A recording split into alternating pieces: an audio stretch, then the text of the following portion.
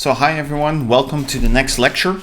Welcome to this next lecture in the course of Management and Information Systems.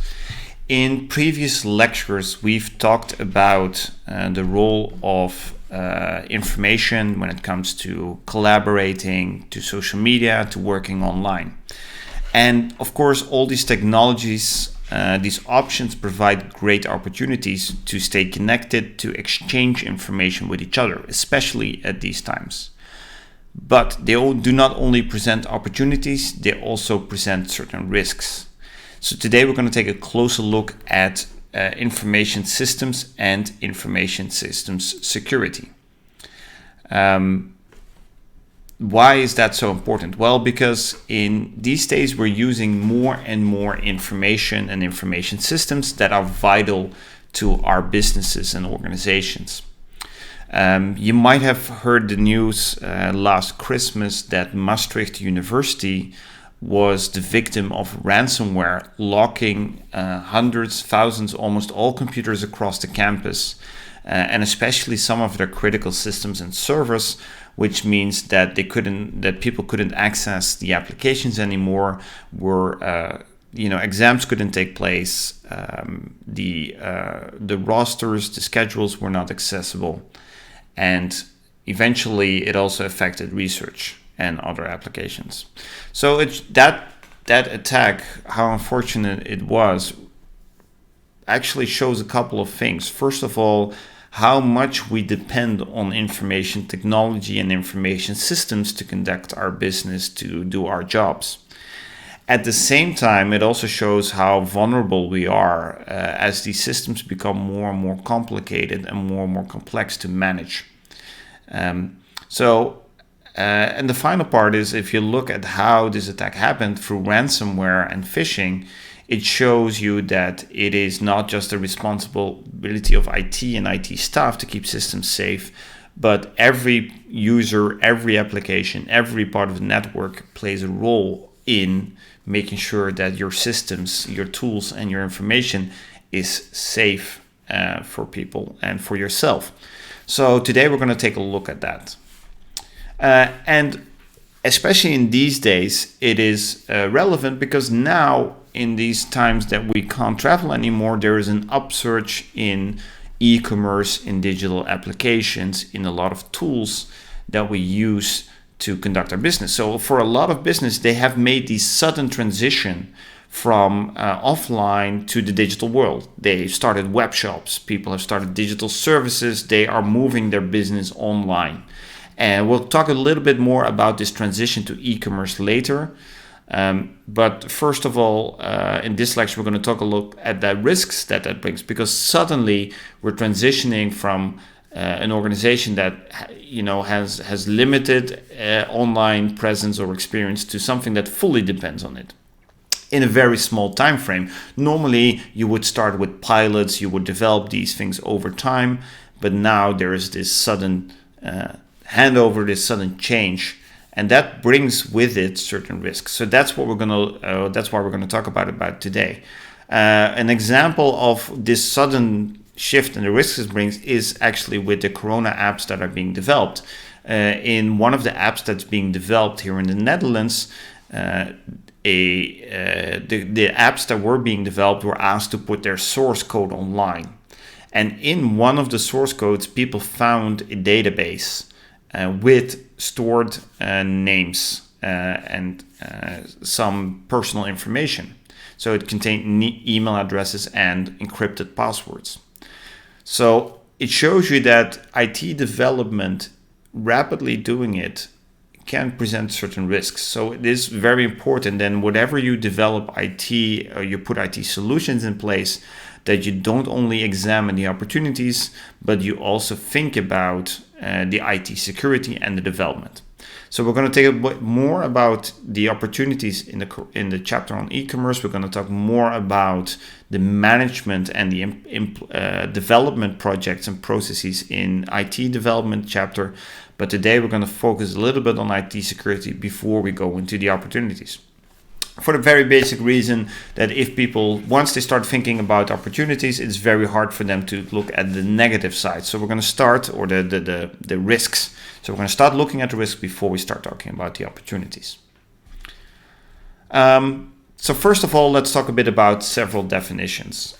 We often talk about hackers and crackers in IT, and you could distinguish them a little bit in two different things. So a hacker is somebody who's trying to gain unauthorized access to a computer. It could be anyone that is trying to break into systems. So originally hacking was something that people would do to write programs. They would try to find a way around operating systems. They would try to find loopholes so they could execute certain codes, not per se with the attempt to do harm, but just to find ways around certain barriers so they could create the functions in the programs that they wanted to. So anybody who's circumventing certain barriers would be considered a hacker. And people who do this not with the intention to cause harm, we often refer to them as white hat hackers. So those are people who are using it, are hacking because they want to accomplish something, because they see it as a challenge, or because they want to help people make systems more secure. That's different from crackers, or what we call black hat hackers, which are individuals, organizations, or teams, because they can be government organizations that break into computer systems or circumvent systems or barriers with the intent to do crime or to do damage. And that damage doesn't only have to be economically motivated. It doesn't have to be about money. It could also be because of political gains or ideological goals. I think you all know the things that are happening around the elections. Although people are not breaking per se into systems, but they do use IT technology to push a certain political agenda. So that's more about influencing people, social media use and framing. But in a similar way, people could hack into systems to change certain messages, and we'll come back to that later on. So remember that there is hacking itself means circumventing certain barriers because you want to execute code or you want to accomplish something. It is that what you try to accomplish that determines if you're a white hat hacker or a black hat hacker. So somebody who is trying to commit a crime, do damage, change, push their political agenda, or influence people are called black hat hackers. Sorry about that. So what are different ways of doing that? Well, first of all, a lot of things that people look at is technology. So of course you can look for vulnerabilities in systems, software that has certain loopholes that you could exploit. You could examine networks, like we call it packet sniffers. So they examine network traffic and try to filter out, for example, unencrypted passwords. We'll come back to that later, what we call with a man-in-the-middle attack. There's keyloggers, small pieces of software that are recording every key you press on your keyboard, including passwords. And there is brute force attacks, which means that essentially programs are going to try every single combination or a dictionary to try to guess your passwords automatically by repeating it. So those and there is a lot more of these techniques, but that's one set of hacking techniques that focuses on the technology. So you can use, for example, software to detect software that is doing that. You can limit the number of times that people can attempt a password to prevent brute force from hacking. So there is even technology that helps you prevent being hacked through technology. And that's why it's so important to keep your software up to date, to keep an eye on your network if there's any suspicious behavior and so on. However, there is another way that actually a lot of systems get compromised. That's by exploiting not the technology, but the people who use it, human weaknesses. So that way, we're not trying to attack the software itself or the system directly, but we're going through people that use the system. And actually, that's one of the biggest vulnerabilities there are these days. You can make computers super secure, but if people start making mistakes, it doesn't matter how secure your software and your systems are. To give you an idea, you might have heard about phishing. So that is people trying to trick you into sending some information, to click a certain button, to visit a website. There is social engineering, that is manipulating people. There are examples of people who dress up as an employee, walk into a building, say they're from IT, and then they let other people let them use their computers and their accounts. So that's called social engineering. You're not engineering the computers, you're engineering actually the people. So you're not hacking the system, you're hacking the people by making them believe you're somebody else. Another example that unfortunately when I was younger I've done, and you see a picture of me in the corner when I was a lot younger and had more hair, is shoulder surfing. So it would be a way that you actually just look over somebody's shoulder to guess their password or see what they're doing. What you see in the second picture is the library of my hometown of Maastricht. And actually, you used to have to pay to use the internet, although the librarians had a password that they could do to unlock the computer for you. So what we actually used to do is we sit with a friend of mine used to sit next to each other. One of us let the computer crash on purpose, and we would call for help from the librarian. Then the librarian would come in and enter that password, but they would shield the keyboard from my friend. However, I was sitting next to him and I could clearly see the password they were typing in. And the next thing you know, for the next 3 months, we had free internet access. Didn't involve any technology, didn't involve any hacking. It was just a bit of social engineering and shoulder surfing. And there are even examples of people hacking or getting information through going through dumpsters. By looking at shredded documents, by looking at papers, putting them back together, finding passwords, finding printouts, and so on. So we often think about technology and IT security as it's purely the technology, but it's actually both the technology and the people. So remember again when we talked in the past about these 4 components of information systems: technology, data, humans, people, and organization and procedures. So the same applies to information security. You need to secure all 4 of these elements if you want to keep your system safe. So think again about these 4 components.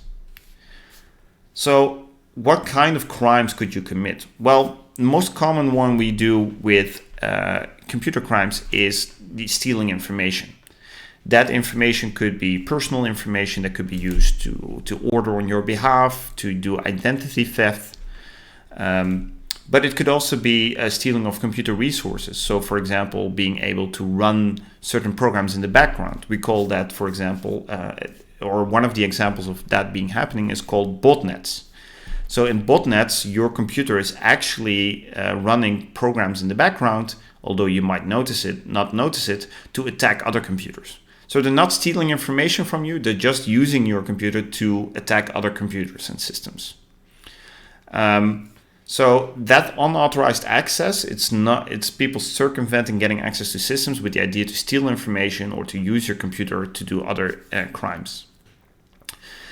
The other thing that people might do would be to modify information. So they could log into systems, they could block websites. Ransomware is an example of this, where they change data, they encrypt it, for example, with the idea that you want to extort people.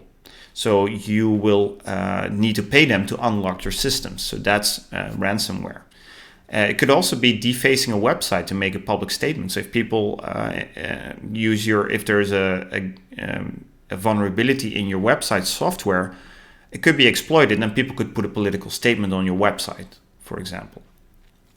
So that's not so much about accessing it as more it is about changing information, although nowadays you probably need to get unauthorized access to modify information.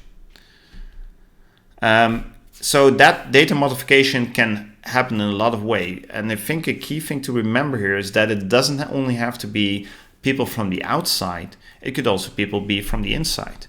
If there is an accountant who has access to the financial systems or the employee records in your HR department, what's preventing that person from subtly increasing their salary in the system?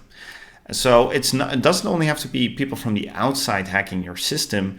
it could also be people within your organization that are accessing the information, that are manipulating the systems. And it could be people who are unhappy. It could be external people working within your company, contractors, and so on. It has happened on occasion that people who got a notice that they were fired used the last day in work to download all the files, delete all the files, encrypt all the files. So the threat doesn't only come from the outside. It can only come, especially if you have larger organizations, from the inside. An employee who gets fired, who might be disgruntled or unhappy, and has access to systems, could use that access to cause quite a big damage to your organization. An example of such an insider job, for lack of better word, but with not the intention to cause harm, not with the intention to modify information or financial gains, but purely from an ideological point of view, is Edward Snowden. So I'm sure you've heard this, you know the story, but Edward Snowden was contracted to the CIA. So he was working for a different company that was working, and it was hired by the CIA to do work. And then Edward Snowden used partially his own access, and also was able to get access to other systems through his authorization, and to learn about, to copy information. Now, technically he had access, or gained this access, although his contract, he was not authorized to do it, and especially not authorized to take the information with him. Now, if you think about the motives here, they were not financially, they were not with the intent to cause harm, at least to the CIA initially. But they were there with an ethical and altruistic motive to inform people. So it came from his ethical one. So again, it is not somebody who's been hacking from the outside. It is not somebody who's been was working there with the intent to cause harm. But it was somebody who had access and used it from an ethical point of view. Whether that's a correct thing to do is a different discussion. But I show you this example to broaden your field of view, that when we talk about hackers, it's not just nerds sitting in a room somewhere, trying to attack the system from the outside. It is also people within organizations. And as we said, it's a lot of times it's people. So there's things like passwords, which is often an often used example. So, and the picture here on the left, you see it's from an emergency operations center, I believe, in Hawaii, and the guy's password is on that post-it note you see at the bottom of the screen in the red circle. So why is that password there? Well, probably it is hard to remember, or it is complicated. And actually, this image was taken from the news, so that password was broadcasted publicly before people realized that it was there. Why does it happen? Because on the other side, we're asking people to make very complex passwords. So the password must contain, like in the picture shows, a letter, uppercase symbol, a symbol. You have to change it every time. There's a lot of complicated rules if you want to create a password. So what I'm showing here is that there's always a trade-off between making things more secure by creating a lot of barriers, and then the human behavior. If you ask people to make a very complicated password, the chances are higher they're going to write it down. If you put a lot of barriers before people can access it, they probably start making copies, printed it, and taking it home, or using different devices. So it's a fine balance between functionality and security. In each of these steps, you have to consider the user and what is acceptable to them. The more barriers you put up to keep your system safe, the higher the chances are that people either can't do their job, or they're going to find ways around it which are less secure. And this applies especially because nowadays people will start using more and more what we call own devices, mobile devices. It's also, this trend is referred to in IT as bring your own device, BYOD. And that means that people will bring their own devices into work. And what's the risk, especially if you talk about mobile devices? Well, there are certain threats that didn't happen before. If you have a desktop computer, you don't lose it. It's in your office, unless people break in and steal it. But your mobile phone gets lost more easily. People store sensitive data on the mobile phones, but you don't know what security measures they have in place. Is it the fingerprint? Is it a code? Don't they have any code on it? People find ways around to manipulate their mobile phones, jailbreaking if you want to install certain apps. And others people might install other software on mobile devices which is less secure and will still get access to certain files. And then people might use their mobile devices at home, in a coffee shop, outside somewhere on unsecure networks. So this bring your own device poses another threat for organizations. Unless you provide them with devices and you completely lock them down, people will start using their own devices. And again, here you will see the trade-off between giving them a device, providing them with the hardware, but limiting the functionality to keep it safe, versus the ability for staff to do their own work on their own devices, being more productive, but less secure. And the last point here, the unsecure networks, is something that you might see a lot. And that's because what we referred to earlier has to do with what we call a man-in-the-middle attack. So if you go, for example, to a Starbucks or a coffee shop, you will see a wireless network, an unsecured one, or something that you can access. Your device will store that network as something that they can connect to in the future. What people can do is they can create a network that looks like that network, and that's called a fake access point. What will happen is that your device will connect to that access point, and the traffic will get sent via somebody else's laptop, for example, the attacker. So that's why it's called a man-in-the-middle attack. Somebody will be playing an intermediary in your internet traffic. It means that they can see the information that you're sending across. So that is something that that is specifically have to pay attention for when you're using public networks or hotspots. So aside from the man-in-the-middle attack, there's also alternate ways. It's computer viruses. So viruses, when we talk about computer viruses, they're actually small programs that install themselves in the computer and will start running and replicating themselves onto other computers. They will start looking for other computers that have similar vulnerabilities and start to exploit it. So replicating them via web servers, or it could be via email attachments. So that's why we call it a virus. It self-replicates, either automatically if there's a vulnerability in the operating system or the network, like happened in Maastricht University with ransomware, or it could replicate because of a human intervention, like emails getting forwarded or attachments. One of the things that people you might hear about in the news when we talk about attacks is not only the phishing, people stealing information either through phishing or a man-in-the-middle attack, but it's also really causing damage and attacking infrastructure. Often this happens in the form of what we call DDoS, distributed denial of service attacks. What happens with distributed denial of services attacks is that when every time you visit a website or you go online, you start an application with an internet connection, your device will make a connection with a remote server. In a distributed denial of service attack, many devices are connecting to this remote computer, but they're not sending the right information. I won't go into the technical aspects. If you're interested in, you can read about it. But what happens is that a large number of requests get sent, but the web server doesn't know where to answer them. And eventually the web server will not be able to handle all the requests and the traffic.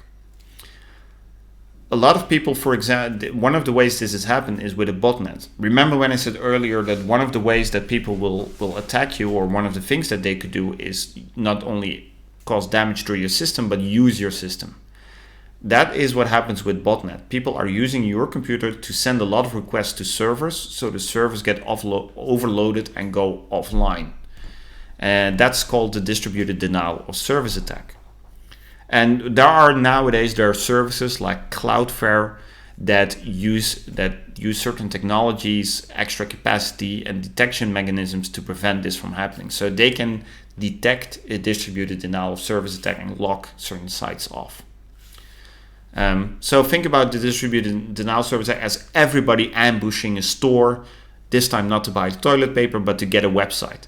But there's so many requests happening at the same time, and the people are not, the computers that are connecting are not clear, their requests are incomplete, that the server gets overloaded and goes offline. Why is that an issue? Well, it's of course, unfortunately for your business or for your for an organization, if the website is not available and goes down. However, that's not the only thing that can happen. There are, for example, around the world, several servers that make sure that you don't have to remember the IP addresses, the numbers of each device, but that you can type a name in, a domain name. So www.google.com, for example. That is made possible by a system called DNS. And DNS is a domain name service system. So that actually serves as a phone book, translating a name to a certain number that identifies a server. So around the world, there are a few of these servers located, what we call the root servers. So they are the big, they are the ones who maintain the top level records of the DNS. Too much technical detail, but once we start attacking those, not only do those, because those servers will go offline, but actually a lot of the other servers depend on that DNS system to function. So if you start attacking a DDoS attack on DNS servers, especially the major ones, the root servers, it will cause problems for a lot of websites that the service might be still operating, but because the phone book is offline, the computer doesn't know how to reach them. So that is what has happened in 2016, for example, and caused an outage in a large portion for the internet.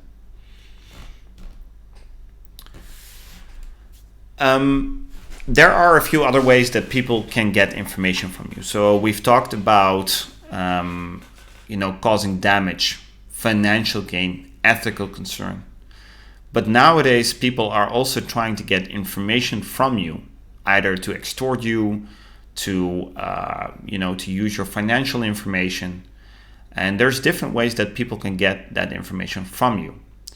One is called spyware, and that actually, as the name implies, is not software meant to attack you, but software to spy on you. So it monitors what you do, which websites you visit, what information you enter on those websites, and even what letters you type on your keyboard. So a key logger that we talked about earlier is an example of spyware.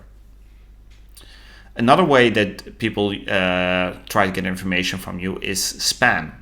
So spam is the massive amount, like sending emails to tens of millions of users, and the hope that somebody would click a link, install a program, or send some information. So it's part of a phishing attack.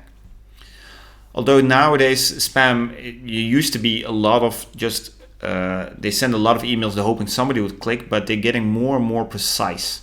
So they're now actually using information from you to make a very tailored spam message to you. So it's not only always recognizable anymore. So spam still means that it's unwanted, unsolicited email, but it's becoming harder and harder to recognize because they're getting more and more refined, more and more personal, because they have more information on you, for example, from websites.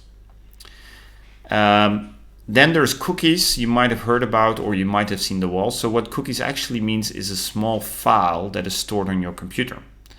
And that could be for reason, for example, to store some information from a website locally, such as which items are there in your web cart. But cookies can also be used to track you across the internet. Facebook famously used cookies. They now use something else, fingerprinting. But they used cookies to track you across different websites. Websites would check if that cookie is present. Then that's this user from Facebook. So it can contain sensitive information like credit card numbers. So cookies hinder your anonymity on the internet. It allows websites to track you even if you're visiting different websites. And nowadays, all that information out there is identity theft. because people are sharing more and more information online. So people could steal your credit card information, social security number, bank account, and a lot of other information and impersonate you. Doesn't mean that they will always, go out and pretend to be you, but they could use your information to buy products or to manipulate certain information or order things. So that happens a lot, and it's often people will use a combination of techniques. It is phishing in combination with cookies, in combination with some social engineering. All these things combined with the goal to get information from you and eventually, cause financial harm or extortion and then gain money from it. So, especially as people are posting a lot of private information on social media, it becomes easier and easier for organizations to obtain that information from you and pretend to be you or manipulate you in some way. That's why we're increasingly using biometrics or other ways to verify your identity, not only through a passport or password, but also fingerprints, iris scans, and so on, or a combination of factors. So the more combinations you put together, the harder it will be for somebody else to pretend to be you. However, you also have to keep in mind, again, the usability. The more barriers you put up, the functionality will go down for people.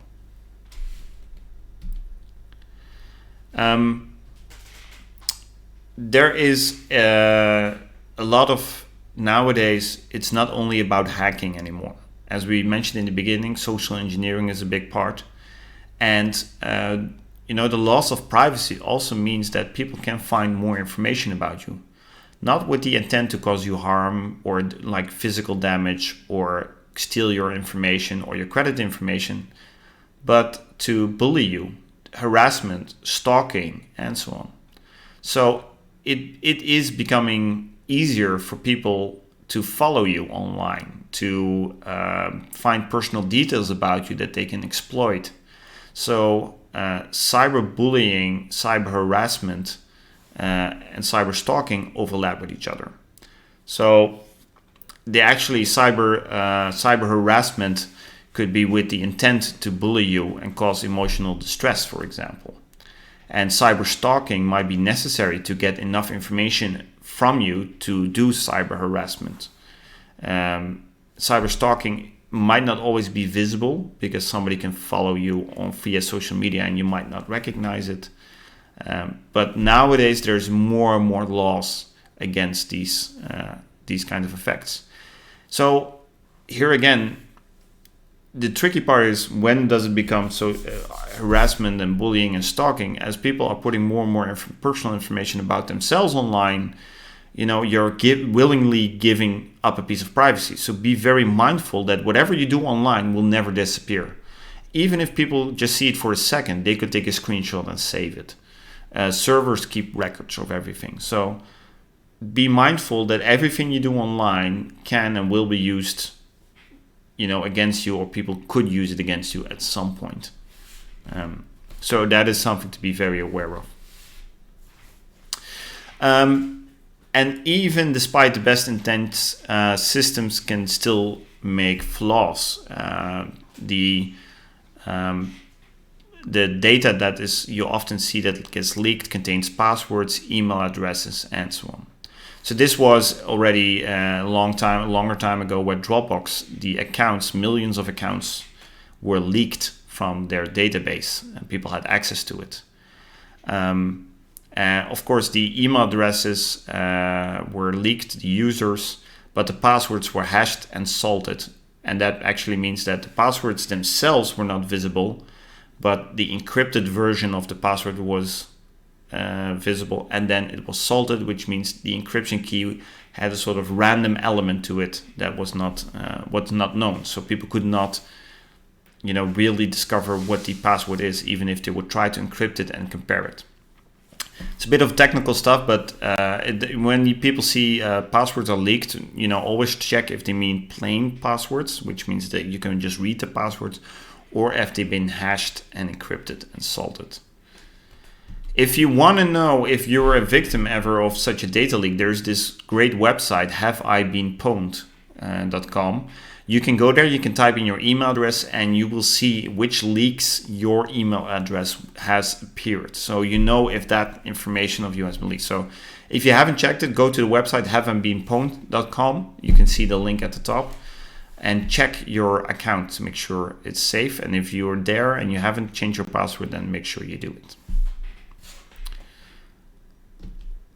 Now, how do you keep things safe? That's actually a hard part, because software and systems engineering is on the one hand becoming easier and more accessible, which means that more and more people are able to build stuff, which is a great development in itself, allowing people to build systems, to build software.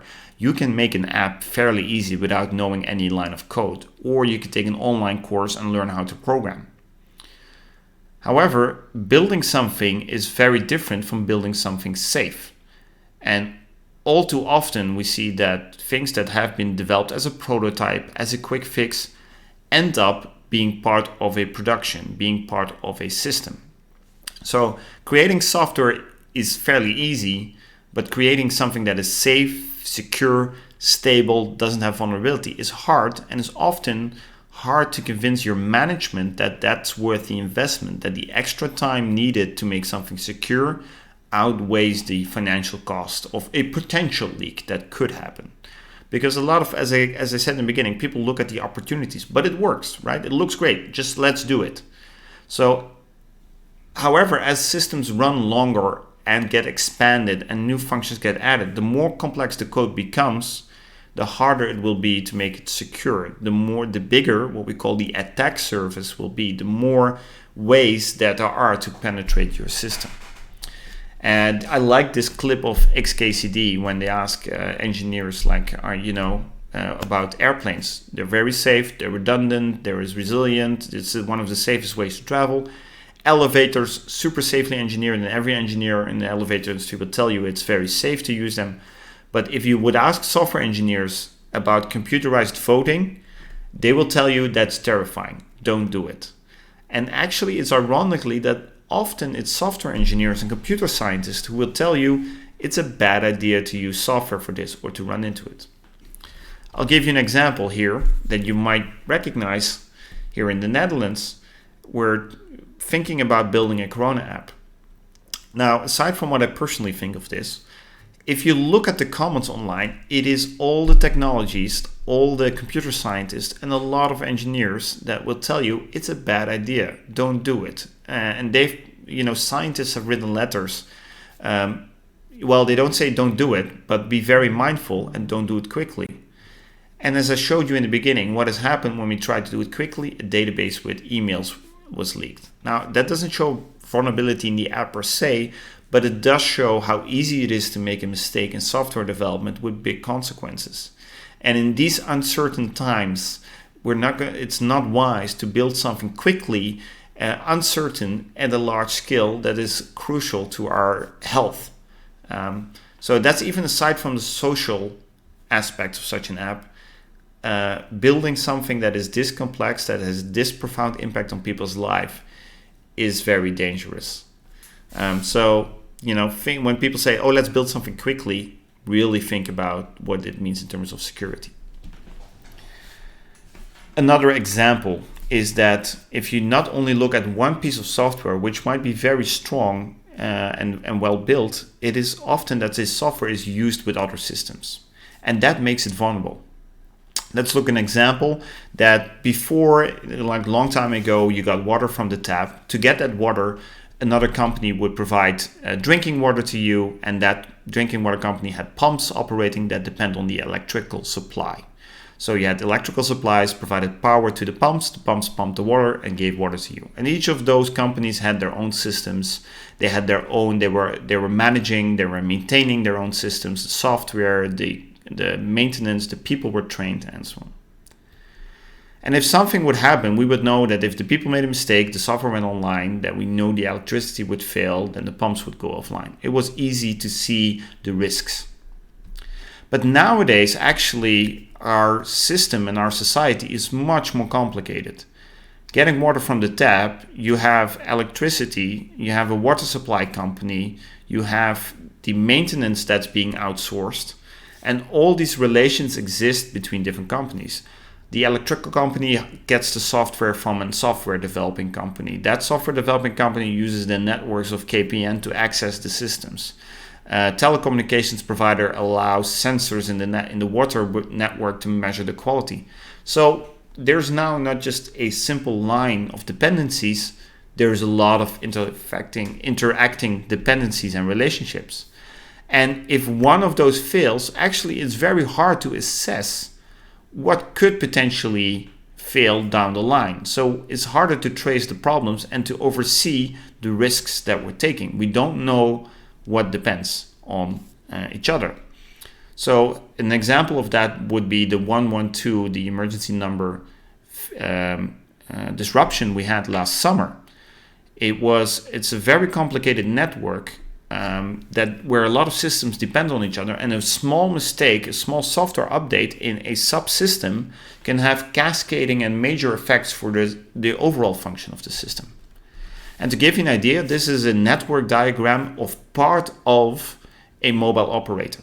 So every single square here is a system and a subsystem, and all of these systems need to function in order for you to make a phone call.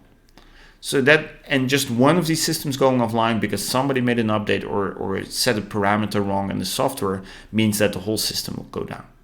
So that shows you, as you know, your single piece might still function, but because we're connecting software, connecting systems, it actually makes us more and more vulnerable. Because, as we said in the beginning, we're creating a bigger attack surface. And nowadays, in the background, the animation you saw running is cyber attacks that are happening between organizations and countries at the moment around the world. So imagine the more and more systems you connect, the bigger your system becomes. Great, more functions, more services for your users and your customers, but also the more vulnerable you become, because only one of the systems have to be attacked, compromised, and the effects will be cascading through your entire surface.